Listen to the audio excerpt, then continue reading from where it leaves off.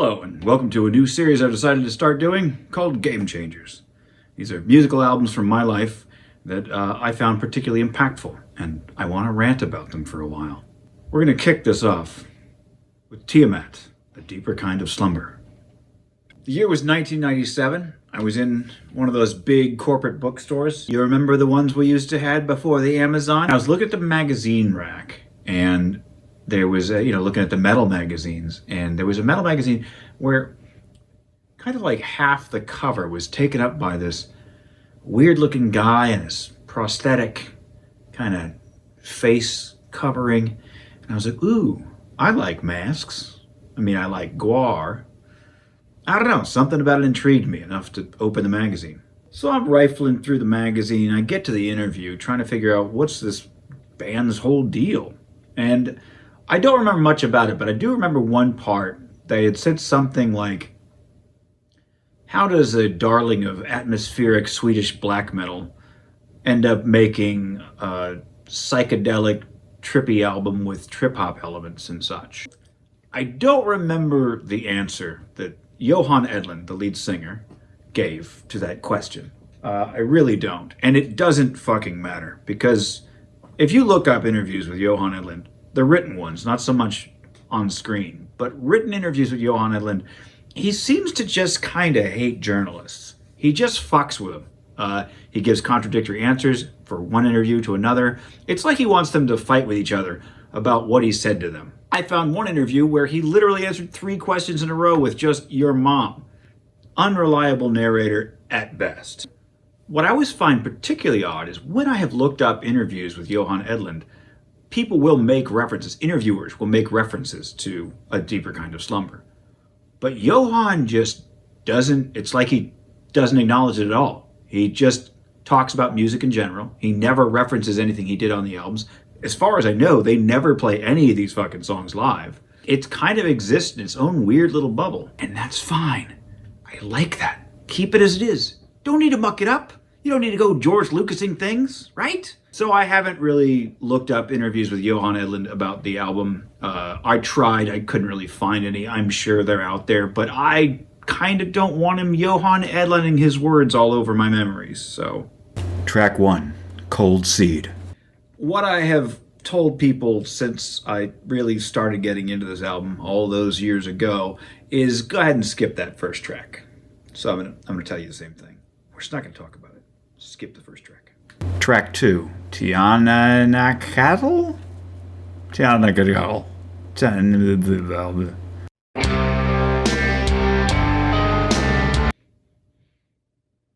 my jam.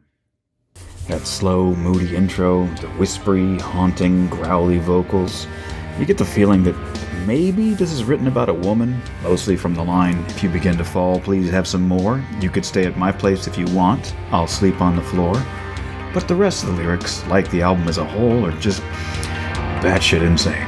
What the song does right, however, is just begin to usher you into the mad psychedelic world that awaits you on the rest of the album. You don't know what they're saying, what they mean, what any of it means individually, but as a whole, it's an experience. Track 3, Trillion Zillion Centipedes.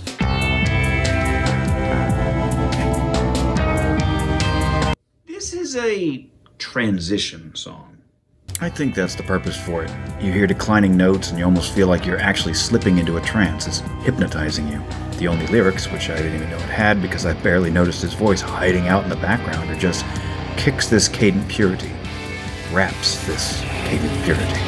Your guess is as good as mine as to what the fuck that means, but it doesn't matter, because now you're on the ride. You're here. It's time to just let the music take over. Track 4, The Desolate One. Welcoming you into this new reality is The Desolate One.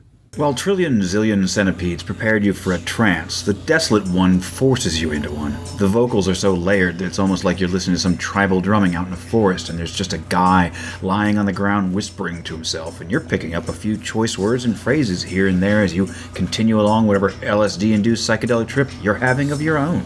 Some people don't really dig the vibe of this track, and it's a bold decision to put it on the album so early.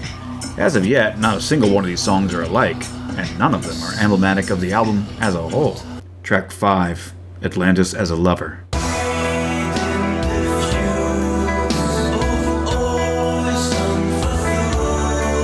I'm not gonna say this is the best song on the album. This is like the 5th best song on the album.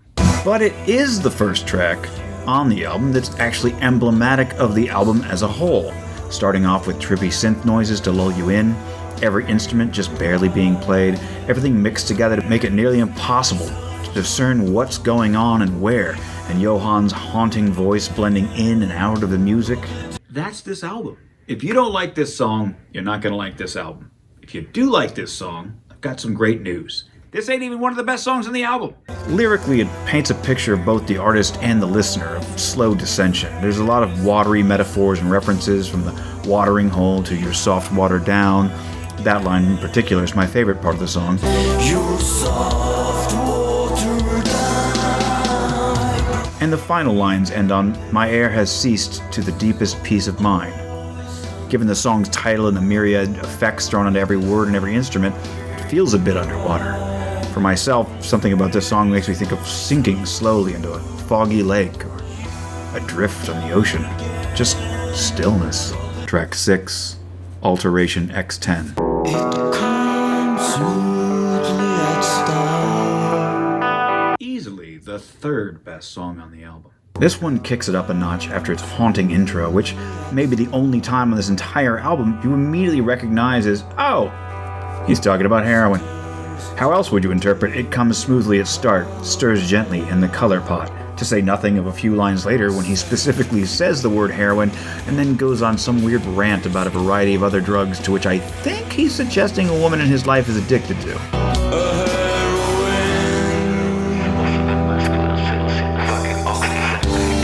My favorite part of this song is when he sings Centrifuge, Restore Amends. Check out this transition.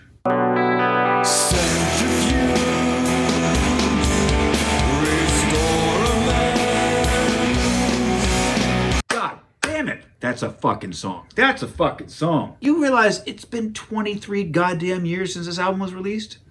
You're probably only hearing about it today. You could have had this injected into your ear veins 23 fucking years ago and enjoyed it all this time, but it's just been sitting there in obscurity waiting for you. And god damn it. Ain't it worth it? Oh, god, that transition. Whew. And Jesus, it ends on a perfect note. One of my favorite lines in the album. I wipe the steamy window luster. Today, I'll attend a new planet Earth. After you, sir. Track 7, 4 Leery Biscuits.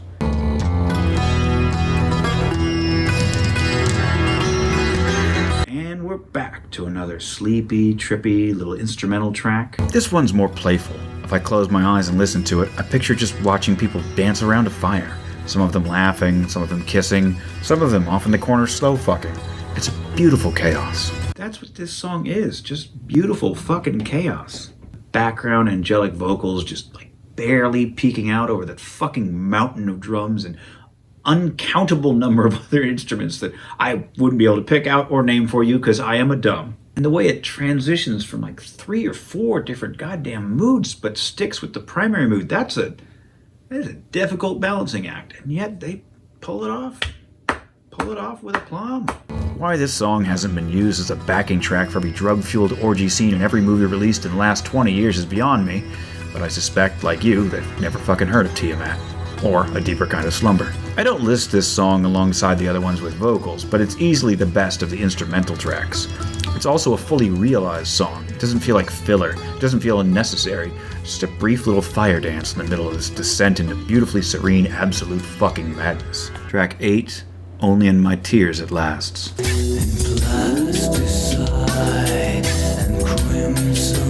This is a good song to just like have on in the background, you know? It's not trying too hard, it's not too loud, doesn't get too chaotic.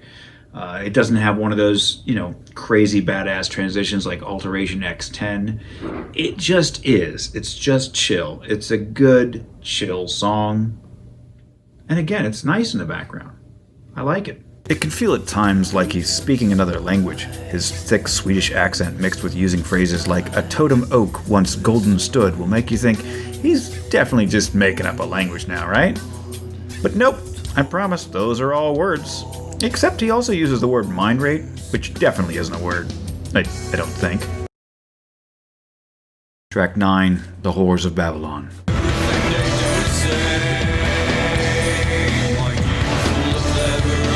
Another extremely bold move from Tiamat here. Some Tims feel like this maybe should have been the first track. It would be a particularly fucking weird way to welcome someone into this particular album. And of course their fan base would have flipped tables and thrown chairs. Tiamat, darlings of atmospheric black metal, made a fucking trip-hop track. How fucking insane is that? Listen, this is the big hit from their album 2 years prior.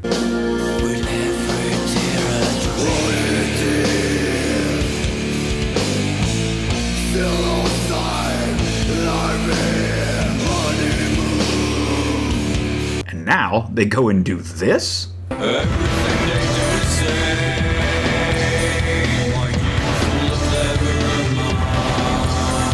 Madness! Absolute madness, and yet just beautiful as fuck. Track 10, Kite.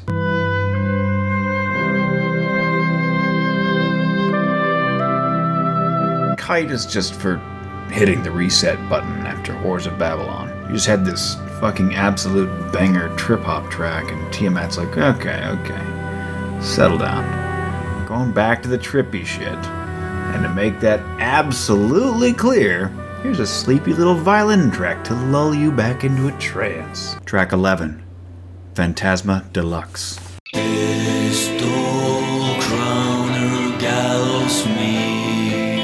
The second best track on the album.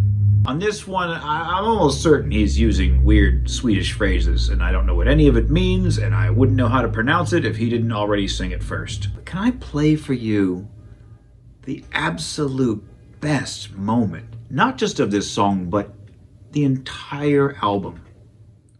Check this out.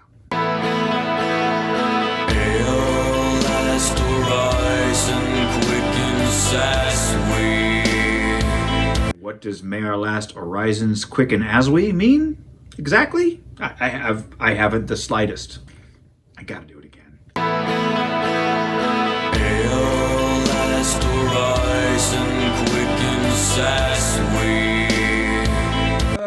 I think my soul just came on itself. Phantasma Deluxe is just such a perfect song. When I first heard this album, I remember being surprised by how good it was, and even more surprised by how much better it got as the album progressed. Albums in the 90s just did not do that. This was the age of CDs and physical singles and radio play and fucking payola and MTV. Bands put their best shit in the first 2 to 3 tracks, and then they fucked entirely off. Tiamat said, nah. Let's start the album with the worst track that kinda almost sounds like our old shit, just so our fans don't pelt us with eggs, and then just go fucking nuts with whatever we want to do and try to top ourselves over and over again throughout the album. But this song is where I stopped. And I started the song over again to listen to it a second time. And the second time that I heard,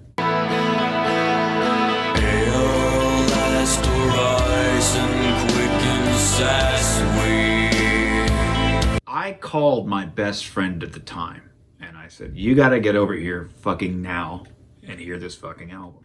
We were in a band together, and he came over, and the song I put on first was Phantasma Deluxe. Mind you, I had not finished listening to the album yet. When I played this song for him, he said, our music is trash, and we are fucking idiots.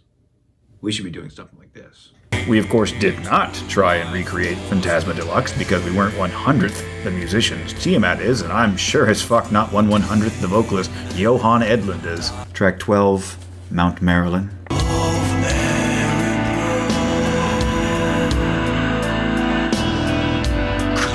The fourth best song on the album. It's got some great moments when all the instruments hit at once. It's playing around with you, these soft little tones, and then there's a big, heavy doom section when he starts singing.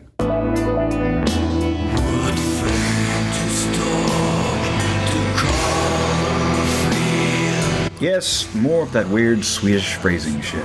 But damn, does it hit. And then it just goes right back to the sleepy lullaby trance. It switches like that, seamlessly, back and forth, for 10.5 minutes. It's fucking great, I love it.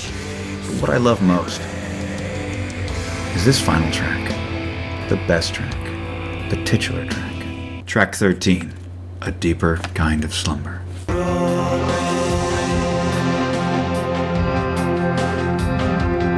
In 1998, I was living with a friend of mine from another local band, and we would throw parties quite often, but we threw very different parties. He would throw a party on his half of the apartment that was, a boozy get-together. I would turn off the lights on my side of the apartment and have giant LSD group trip sessions. Yes, I do have photos I took with the video camera I had attached to my computer. Thank you for asking. From the first time I decided to listen to this album while on LSD and I heard this song while tripping my fucking balls off, I decided this was my LSD soundtrack. This song alone, nothing else. I'd put this song on, hit the repeat button, and drop acid.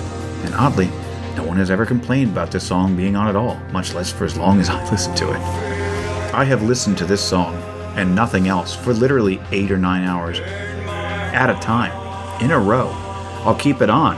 I'll fall asleep at the end of an acid trip and wake up to it, and I'll still start it over just to hear it one last time before I put on something else. Almost every single LSD trip I've ever had, and there's been a good 50 or so, I've done it while listening to this song. If I did acid tomorrow, I would put this song on, and I wouldn't think twice. I love everything about this song. The slow acoustic intro, the trippy background noises, the way Johan's voice fades in and out from the background, and is so covered in layering, but not just more effects, but multiple takes all at once. I love lines like "Meet me on the other side," where "as I rose, I will wake." I love the distorted whispering in the middle of the song that I can never make out, but apparently it's just him saying, "The somewhere is mine, and from there I'll continue." Yeah, the song is very clearly about death, almost unambiguously. That's what A Deeper Kind of Slumber is. And I think that's a beautiful way to look at death, as just a deeper kind of slumber. It's the end, but it's also just going to sleep. You might think having one's mind whacked out of its gourd on LSD is a terrible time to listen to a meditative sleep song about death, but god damn it, it's not. It's perfect. And it ends beautifully. Cease to exist, rise to exist no more. It's a deeper kind of slumber. That, ladies, gents, non-binaries, and everything in between, was Tiamat's A Deeper Kind of Slumber. An absolutely perfect album, minus that first track. I hope you'll find a way to seek it out and listen to it on your own without my fucking prattling on about it endlessly. Maybe, maybe not. Enjoy.